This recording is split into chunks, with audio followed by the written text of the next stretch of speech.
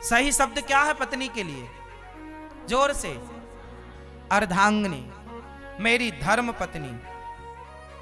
हमारे यहां पत्नी के सामने क्या लगता है? धर्म। मेरी कौन है ये? धर्म पत्नी। ये कौन है आपकी? ये आपकी वाइफ और बीवी इत्यादि, ये बिल्कुल गलत शब्द हैं। सही शब्द क्या है? मेरी देखिए हमारे यहां पत्नी, पत्नी के आगे धर्म पत्नी क्यों लगता है? कौन लगा सकता है धर्म पत्नी? चलो बताओ। जिस पुरुष का विधि विधान से यज्ञ मंडप के नीचे विवाह हुआ है धर्म के अनुसार, वो तो कहे कि ये मेरी धर्म पत्नी है। पर जो लड़की भाग कर कोर्ट मैरिज कर ली, जिसका कोई विधान पूरा हुआ ही नहीं, उसे कानून भले कह दे कि ये पति पत्नी है, पर शास्त्र और आध्यात्म नहीं मानता कि तुम पति पत्नी हो, क्योंकि तुम्हारा अभी वो विधान पूरा नहीं हुआ जिस विधान के लिए विवाह होता है। इसलिए आजकल तो लोग कहते पंडित जी जरा जल्दी विवाह कराओ। तुम ढोल नगाड़े बजवाते हो तो 2-2 घंटे नाचते हो, लेकिन तुम्हें मंत्र पढ़ने में वहां पंडित जी को तुम जल्दी जल्दी करो जल्दी करो, पागल हो गए हो। जो विशेष है वही तुम ठीक से नहीं करते।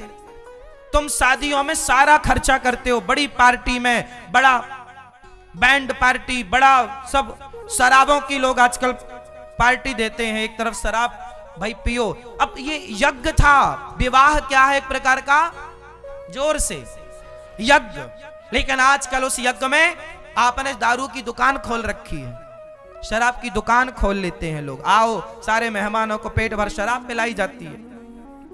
इससे बड़ी मूर्खता हिंदुओं की क्या होगी? विवाह पढ़ना कभी रामचरितमानस, जब राम जी का विवाह हुआ 6 महीने तक बारात रुकी, किस विधान से वहां यज्ञशाला बनाई गई, किस प्रकार से कुंड बनाया गया, किस प्रकार सीता मैया राम जी बैठे, किस प्रकार आहुतियां डली, किस प्रकार से रस्म पूरी हुई, किस प्रकार विवाह पूरा। ये एक विधान है, एक वैदिक विधान है। उस यज्ञ के बाद आप पति पत्नी कहलाने के योग्य हैं। यदि आपने मंडप के नीचे वो यज्ञ का प्रोसेस पूरा नहीं किया तो कोई भी कानून आपको भले पति पत्नी की इजाजत दे दे, पर शास्त्र आध्यात्म आपको पति पत्नी की इजाजत नहीं देता। यदि आपने कोर्ट मैरिज, लव मैरिज किया है और विधि विधान से आपका विवाह नहीं हुआ तो आपका विवाह इनलीगल है, मतलब उसके शास्त्र परमिशन नहीं देता। वो संतान जो होगी वो संतान शास्त्रोक्त संतान नहीं है, वो समाज के कल्याण योग्य नहीं है। इसलिए हमारे यहां दशरथ जी ने पुत्र प्राप्ति के पहले यज्ञ किया। क्या हुआ? ये मैसेज था, दुनिया वालों विवाह, हमारे यहां विवाह क्यों होता है? इसलिए होता है कि हम पति पत्नी एक यज्ञ करेंगे, उस यज्ञ के बाद एक सुंदर संतान होगी। वो संतान जिस संतान से देश का, समाज का भला होगा। पहले के लोग इस मानसिकता से बच्चा पैदा करते थे कि हमारी संतान से समाज का कल्याण होगा, भला होगा। और आजकल किस मानसिकता? बेटा बस नौकरी कर लो, अपना पेट भर लो। अपना पेट तो सुअर भी भर रहा है, भूखा तो सुअर भी नहीं है, तो भूखा तो तुम्हारा बच्चा नहीं रहेगा। लेकिन केवल पेट भरू तुमने विद्या दी, पढ़ाया लिखाया, तो फिर तुमसे बेस्ट तो वो वही है, सुअर। इसलिए हमारे यहां कहते हैं जननी जने तो भक्त जने, जननी जने तो, जोर से, जननी जने तो भक्त जने, या दाता या सूर, या से तो बंध्या भली, काहे गवावे नूर। व्यर्थ में तुमने दर्द सहा। यदि तुम्हारी संतान नालायक है तो तुमने पेट में जो प्रसव का दर्द सहा व्यर्थ चला गया। अरे माँ का प्रसव का दर्द सहना तो तब सार्थक होता है जब बेटा महाराणा प्रताप विवेकानंद हो जाए, बेटी झांसी की रानी दुर्गावती हो जाए। जब तुम्हारा बेटा ध्रुव प्रहलाद रामकृष्ण बन जाए, समझ लो तुम्हारा दर्द सहना, खून बहाना सब सार्थक। और तुमने गीदड़ों को जन्म दे दिया तो काहे दर्द सहा? गीदड़ी पैदा करने थे तो तुम्हारा दर्द व्यर्थ चला गया। इसलिए मेरी मां, ऐसी संतान हो जो समाज का कल्याण करे। इसलिए अपने बच्चों को समाज सेवी बनाओ। आजकल की संतान समाज की सेवा क्या करेगी? अपने माँ बाप की सेवा तो कर नहीं पा रही है। तुमने ऐसे बच्चे पैदा कर लिए जो तुम्हें कोई आंख दिखाते हैं, तुम कोई आंख, ए मां चुप रहना, बाप कोई आंख दिखा, ऐसी संतान तुमने पैदा कर ली।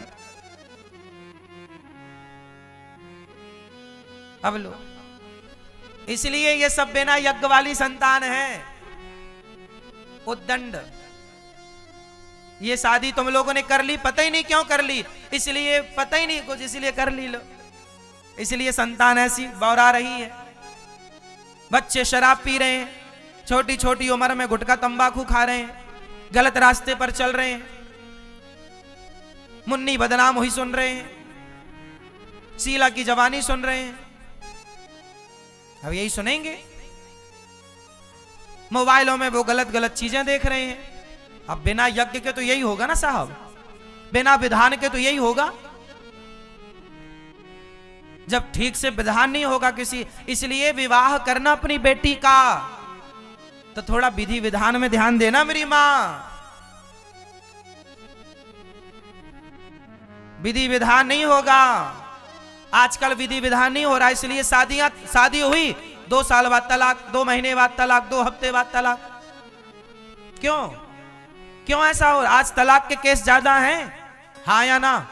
जोर से। क्यों ज्यादा है? क्योंकि जिस विधान से विवाह होते थे वो विधान हुआ ही नहीं, और जब रिश्ता हुआ था तब ही कमजोर रह गया तो टूटना तो था ही। इसलिए थोड़ा ध्यान दो, शराब पीने में ध्यान ज्यादा है तुम्हारा। शादियों में बड़ी महंगी महंगी शराबों की लोग पार्टियां दे रहे हैं, ये बात सही है कि गलत है ना? और बेटी का शादी होगी, अब तुम आजकल दुल्हा मंडप के नीचे शराब पी के आता है। बोलो हाँ, ऐसे दुल्हे को तो 2 जूता मार के बाहर करना चाहिए, साले तू शराब पी के आया यहां। अरे उस विवाह के समय पर वो लड़का और लड़की मंडप के नीचे नारायण और लक्ष्मी के स्वरूप में होते हैं। उस समय समाज उनको किस रूप में देखती है? लक्ष्मी और सीता और, हाँ, लेकिन वहां लड़का उस समय पवित्र भाव से होना चाहिए। आजकल दुल्हा मंडप के नीचे भी जूते ही पहने बैठा रहता है। अरे भाई, ये जूती उती किनारे रखो, ये यज्ञ है, वो यज्ञशाला है। तुम्हारा जो मंडप है ना, वो एक प्रकार की छोटी सी यज्ञशाला है। उस यज्ञशाला में पवित्र मन से, पवित्र भाव से पहली बार तुम्हारा विवाह हो रहा है। तुम्हारी होने वाली अर्धांगिनी तुम्हारे पास बैठी है, और जब पंडित जी तुम्हारा विवाह में मंगलसूत्र की और मांग की रस्म पूरी करा देते हैं, उसके बाद तुमसे यज्ञ कराया जाता, हवन, हाँ या ना? अब तुम हवन के अधिकारी हो गए। अब ये पहला हवन था तुम्हारा, इसके बाद तुम ऐसे यज्ञ घर में करते रहना। लेकिन अब लड़का शराब पिया है, बताइए वहां पर, जबकि वहां कितनी पवित्र भाव की जरूरत होती है। अब तुम शराब पिए हो। आजकल लोग शादी क्यों करते हैं? केवल विषय भोग के लिए, केवल वासना की पूर्ति। जब तुम्हारा विवाह का लक्ष्य वासना की पूर्ति था तो वासना युक्त बच्चे पैदा होंगे। तुम्हारा विवाह का उद्देश्य यदि यज्ञ की पूर्ति होता तो भगवान की कृपा से ध्रुव और प्रहलाद जैसे बच्चों का जन्म होता। तुम्हारी विचारधारा ही गलत थी, इसलिए सब गलत हो गया। समझते नहीं लोग, अपने कोई बड़ा होशियार मानते, हम बड़े होशियार, बने रहो।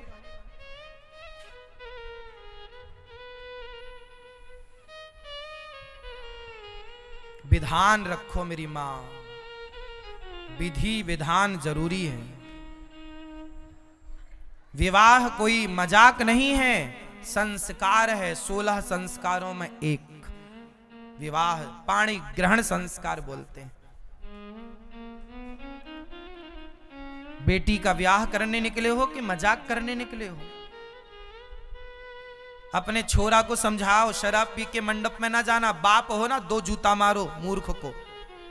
तो साले शराब पी के जा रहा है, उतारो उसकी शराब। और तुम्हारे बच्चे ये इतने नालायक क्यों हो रहे हैं कि शराब पी रहे हैं, उल्टे काम कर रहे हैं? कैसे बाप हो? बाप का मतलब क्या है? पिता भी पारक्षण धातु से बनता है। चाणक्य कहते हैं माता शत्रु पिता वैरी, ये न वालो न पाठिता न शोभते सभा मध्य हंस मध्य बको यथा। सुनो, जितने बाप बैठे हैं वो सुनेंगे। चाणक्य कह रहे हैं माता शत्रु, वह माता शत्रु है, पिता वैरी, वह बाप दुश्मन है। जो बाप अपने बच्चे को संस्कार नहीं देते वो माँ बाप अपने बच्चों के सबसे बड़े। आपने यदि अपने बच्चों को संस्कार सही नहीं दिए, उनको योग्य नहीं बनाया, बड़ों का सम्मान करना नहीं सिखाया, बोलना ठीक से नहीं सिखाया, तो तुम ही सबसे बड़े दुश्मन हो अपनी संतान के। क्यों नहीं सिखाए कि बड़ों से बात कैसी करनी चाहिए, बड़ों के साथ व्यवहार कैसा करना चाहिए? क्यों नहीं सिखाए? तुम्हारी औलाद शराब पी के मंडप पे जा रही है, क्यों नहीं सिखाए? कौन जिम्मेदार है? तुम दोनों मिर्ची का धुआं लेने के अधिकारी हो। बाप बेटे दोनों को उल्टा लटका के मिर्ची का धुआं दिया जाए, लाल मिर्ची का। मूर्खों को।